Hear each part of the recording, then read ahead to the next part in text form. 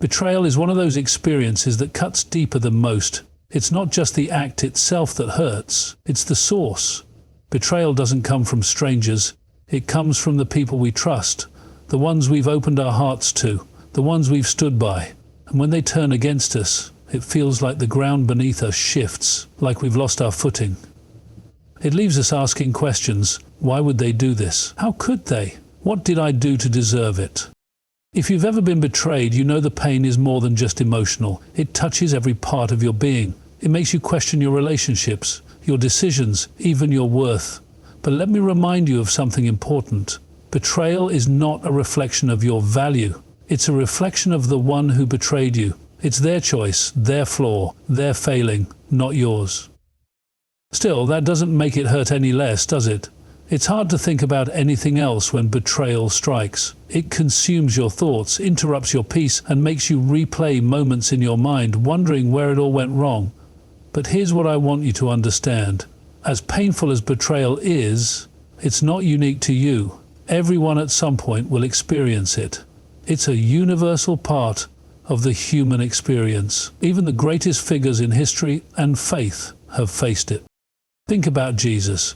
He walked with his disciples, taught them, shared meals with them, and loved them deeply. And yet, one of his own, someone who had been in his inner circle, turned against him. Judas sold him out for a handful of silver. If anyone understands the sting of betrayal, it's Jesus. But here's what's remarkable. He didn't let it define him. He didn't let it stop him from fulfilling his purpose. He knew that Judas's betrayal was part of a bigger plan, and he trusted God to bring good out of it. And that's the truth we need to hold on to when we're betrayed. As much as it hurts, betrayal doesn't have to destroy us. It doesn't have to derail us. It doesn't have to be the end of the story. In fact, it's often in those moments of deepest betrayal that we find out where our true strength comes from. We realize that our security doesn't come from people, it comes from God. But let's be honest, when betrayal happens, our first instinct isn't to trust God, it's to react. It's to confront, to defend ourselves, to prove our worth. We want justice, we want the truth to come out. And those feelings are natural. But here's the thing, if we're not careful, those reactions can trap us. They can keep us stuck in the pain, replaying the betrayal over and over again, instead of releasing it to God and letting Him handle it. Because here's the truth, betrayal is too heavy a burden to carry on your own. If you try to fight it in your own strength, it will wear you down. It will steal your peace, your joy, and your focus. But when you give it to God, something amazing happens. He takes that burden off your shoulders. He gives you the strength to move forward. And He reminds you that no betrayal, no matter how deep, can change His plans for your life. The Bible is full of stories of people who faced betrayal and came out stronger because they trusted God to defend them. Joseph was betrayed by his own brothers, people who should have loved and protected him. They sold him into slavery, leaving him to suffer and struggle for years. But even in the pit, even in the prison, Joseph trusted God. And in the end, God elevated him to a position of authority and used him to save not just his family, but an entire nation. What Joseph's story shows us is that betrayal doesn't get the final say. God does. What people meant for harm, God can turn into good. That's His nature. He's a redeemer. He takes the broken pieces of our lives, even the pieces shattered by betrayal, and He creates something beautiful. So, if you've been betrayed, know this. You're not alone, you're not forgotten, and you're not without hope. The pain you feel is real, but it's not permanent. God sees what you're going through, and He's already working on your behalf. He's your defender, your healer, and your restorer. Let the betrayal draw you closer to Him. Let it remind you that while people may fail you, God never will. His love is constant, His plans are good, and His promises are unshakable. Betrayal may be part of your story, but it doesn't have to define it. Trust God to write the next chapter. One of the most comforting truths we can hold on to is that God sees everything. Nothing escapes His notice, not the smallest detail of our lives, not the things we've tried to hide, and certainly not the betrayals we've endured. When someone wrongs us, it's easy to feel like we're left alone in the aftermath, abandoned to deal with the pieces of our broken hearts. But the reality is, God has already seen what happened. He knows the whole story, every word spoken, every motive behind the action, and every ripple of pain it caused you. There's something deeply reassuring about knowing that God sees it all. Human justice is imperfect. People don't always believe us when we try to explain what happened. They might downplay our hurt, or even side with the one who wronged us. But God doesn't operate like people. He doesn't dismiss your pain, and He doesn't get confused about the truth. He is the God of justice, and He is the God of truth. He sees beyond appearances and into the depths of every situation. That means He not only knows what was done to you, He knows exactly how to defend you. But sometimes, even knowing that God sees what you're going through, it's hard to let go of the desire for vindication. You want others to know the truth about what happened. You want justice to be served, and you want to see the person who hurt you held accountable. And that's understandable. It's a natural response to betrayal. But here's where we have to lean into faith. God's justice is far greater than ours. He knows how to handle the situation in ways we never could, and His timing is perfect.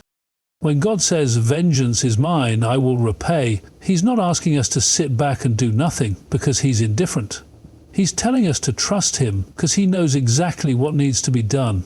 His defense isn't limited by human understanding or emotions. It's complete, it's fair, and it's always right.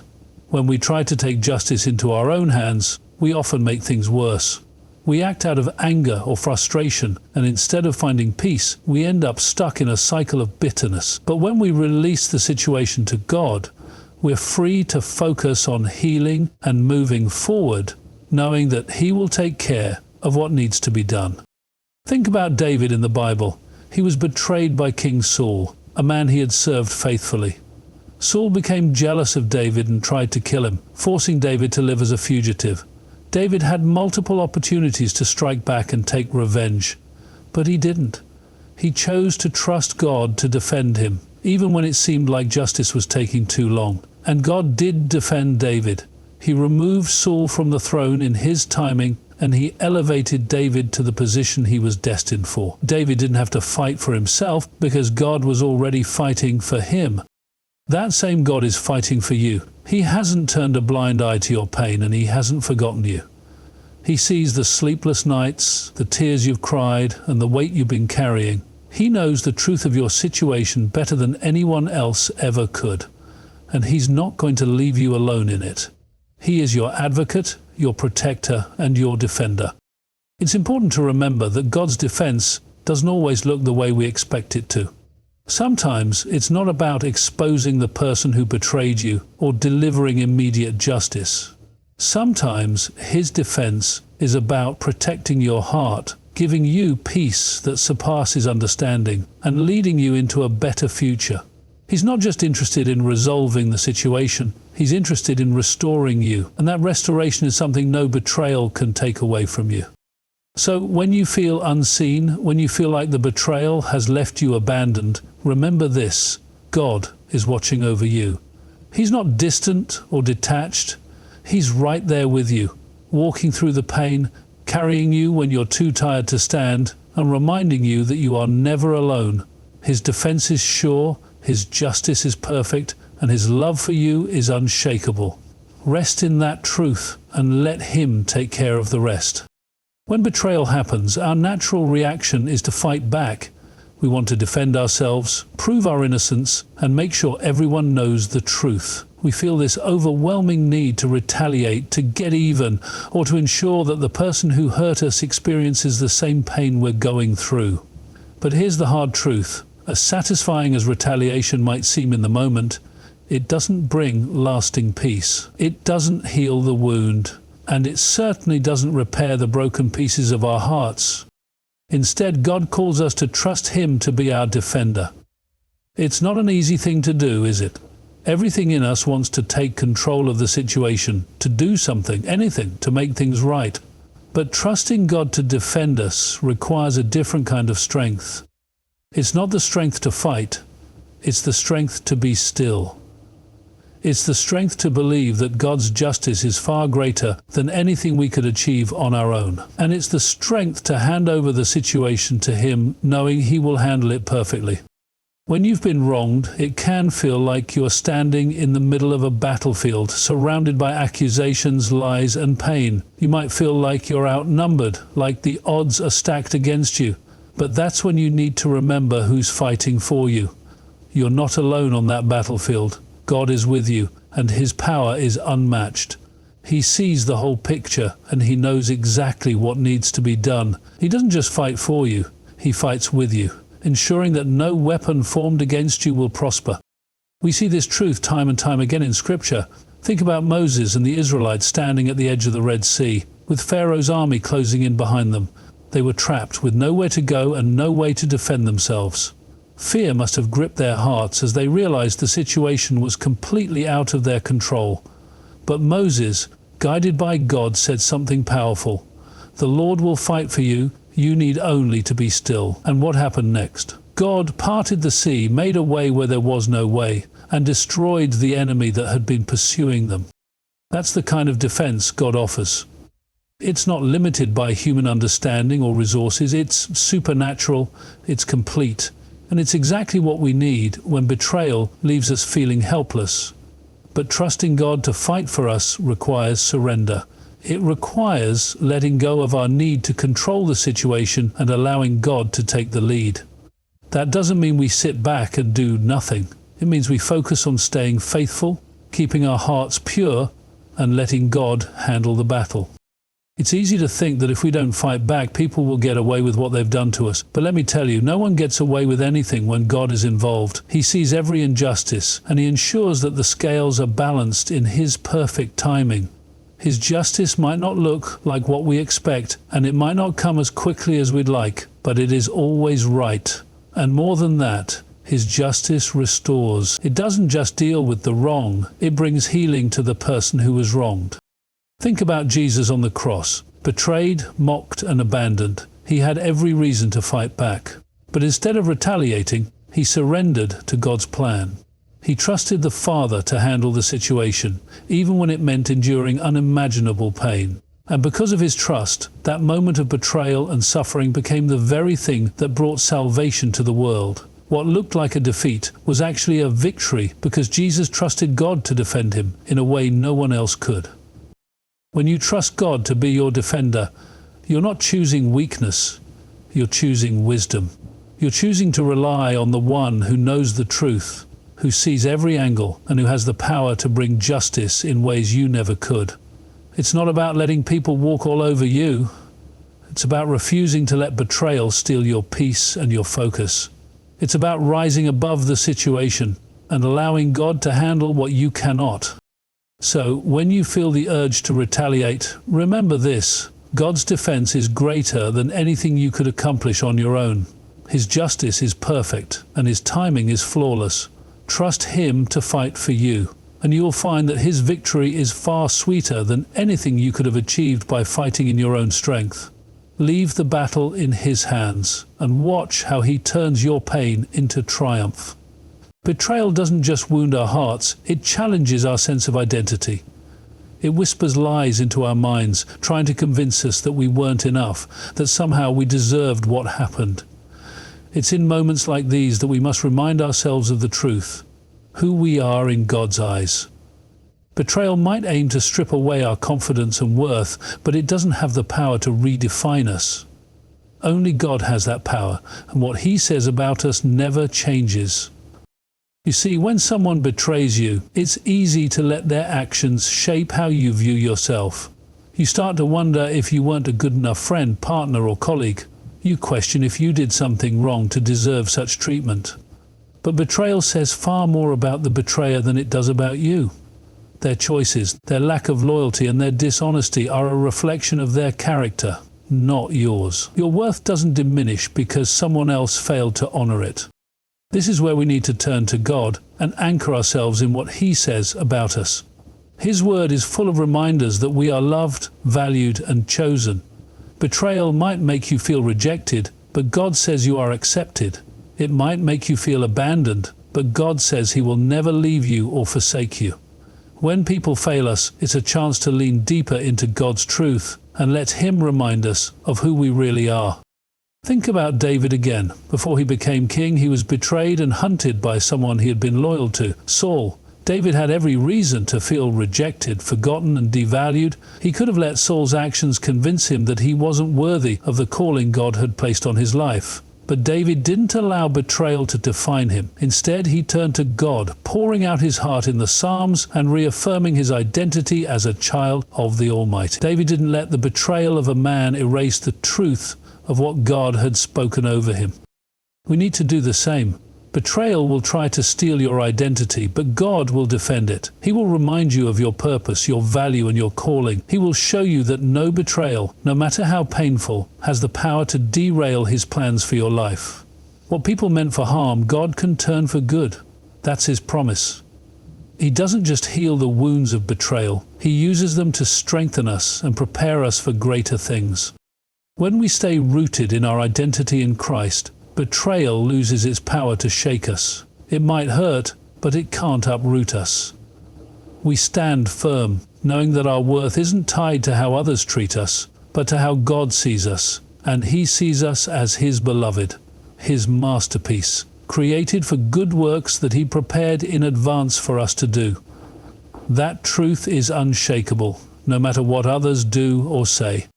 But let's be honest, staying grounded in this truth isn't always easy. Betrayal stirs up emotions, and those emotions can cloud our perspective. That's why we have to be intentional about turning to God in those moments, about allowing Him to speak louder than the lies of betrayal. Spend time in His Word. Surround yourself with people who will remind you of the truth, and most importantly, take every hurt, every doubt, and every question to Him in prayer. He is faithful to meet you in those moments and reaffirm His love for you. One of the most powerful things about knowing your identity in Christ is that it frees you from needing validation from others. When you know who you are in God, you don't need the approval of those who betrayed you to feel whole. You don't need their apologies or explanations to move forward. You can release them, not because what they did was okay, but because you refuse to let their actions hold you captive. Your identity isn't in their hands, it's in God's. This freedom is what allows us to forgive, even when forgiveness feels impossible. It doesn't mean forgetting what happened or pretending it didn't hurt. It means choosing to let go of bitterness and trusting God to handle the justice. Forgiveness isn't about the betrayer, it's about you. It's about refusing to let their actions define you or rob you of the peace and joy God has for you. So when betrayal tries to shake your sense of identity, remind yourself of this. You are who God says you are. Nothing anyone does can change that.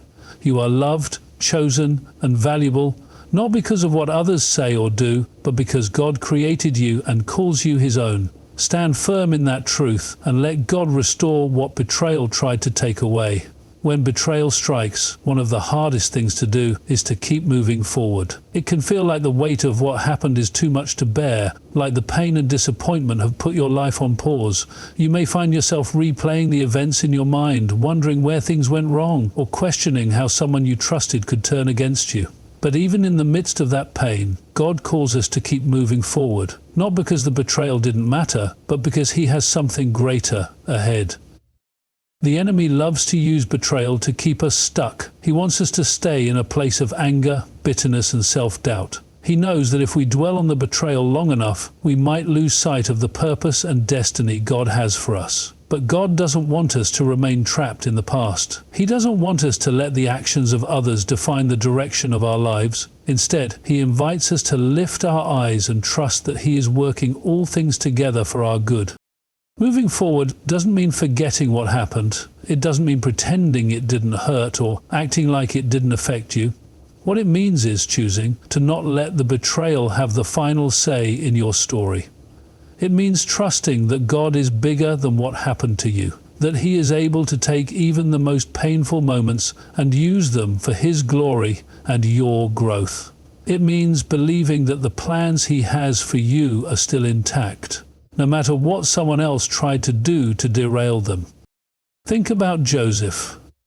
Betrayed by his own brothers, sold into slavery, falsely accused and thrown into prison, He had every reason to give up. He could have allowed the betrayal of his family to define his life. He could have stayed stuck in bitterness, blaming his brothers for every hardship he faced. But Joseph chose to keep moving forward. He trusted that God had a greater plan, even when he couldn't see it. And because he stayed faithful, God elevated him to a position of power, not just to bless him, but to save an entire nation, and even the same brothers who betrayed him. What Joseph's story teaches us is that betrayal doesn't have to be the end. In fact, with God, it can be the very thing that propels you into your purpose. The key is to not let the betrayal consume you. Yes, it's painful. Yes, it's unfair. But when you keep your eyes on God and refuse to let the betrayal dictate your future, you open the door for Him to do something extraordinary in your life. Moving forward also requires forgiveness. And I know forgiveness can feel impossible when you've been deeply hurt. It's natural to want to hold on to the pain, to feel justified in your anger. But forgiveness isn't about letting the person who hurt you off the hook. It's about freeing yourself from the grip of what they did. It's about releasing the burden of carrying bitterness and allowing God to fill that space with His peace. Forgiveness doesn't mean you have to trust the person again or allow them back into your life. It doesn't mean you have to ignore what happened or minimize the impact it had on you. What it does mean is surrendering the need for revenge and trusting God to handle the justice. It's about saying, I refuse to let this betrayal control me any longer. I'm giving it to God, and I'm choosing to move forward in freedom. God's word reminds us that His plans for us are good, that they are plans to prosper us and not to harm us, to give us hope and a future. Betrayal doesn't cancel out those plans. It don't.